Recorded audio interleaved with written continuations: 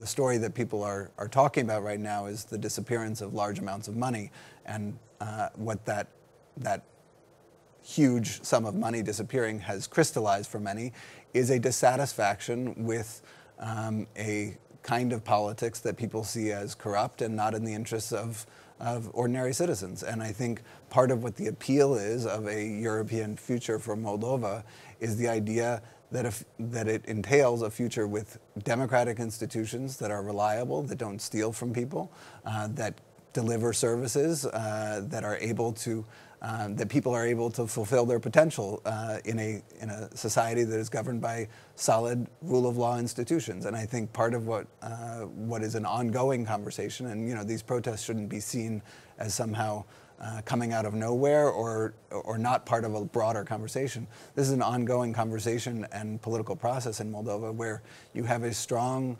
aspiration being heard for a European future.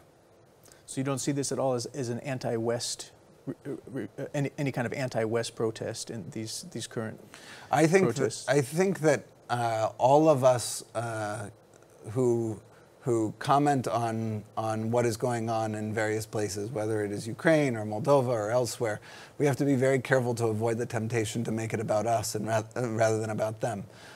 I suspect that people in Chisinau who are out protesting are protesting for similar reasons that people in Kyiv have protested, who are protesting for similar reasons that people in cities in the United States have protested in years past.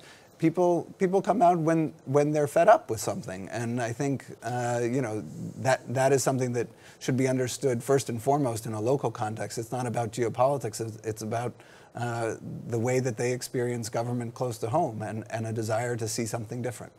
So you don't see any way that perhaps Moscow could hijack this protest and for its own means?